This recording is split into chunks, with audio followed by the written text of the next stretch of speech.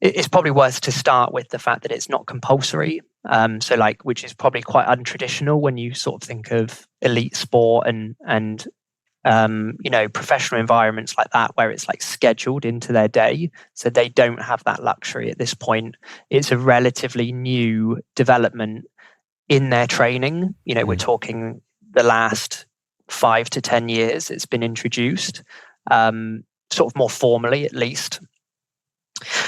So then they have to essentially schedule themselves in for additional physical development if they wish to develop in those areas. So, and that results in like a segregation of the cohort. So you get some people who won't engage in that, and it's, that percentage of the cohort is getting smaller and smaller every year. And then you'll get almost like different levels of engagement then with the people who do. So you'll get people who potentially engage on like the microcycle level. So they'll come in, off the cuff any given day. And, that's probably the most challenging, because you're having to consider like what that individual needs in that moment in time, which can be quite challenging to do on the fly. So that might be relating to some understanding of like what their profiling data looks like, what their goals at the start of the season were, and kind of where they are at that point in time in achieving those.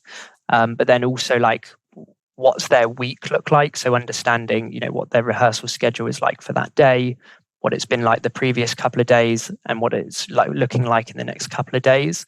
And then whether they've got any performances dotted around that week as well, because, like if they need to develop strength, you're not going to heavy squat someone if they've got a big performance that night, which requires, them to be on center stage and potentially doing up to 100 jumps in less than 6 minutes in max effort. So, like it requires, like a conversation and like trying to understand like what that individual needs versus what you should provide with that individual at that point in time.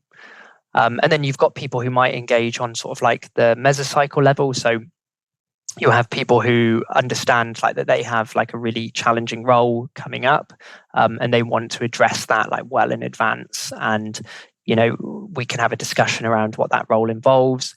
We might have a good understanding of that role, we might not.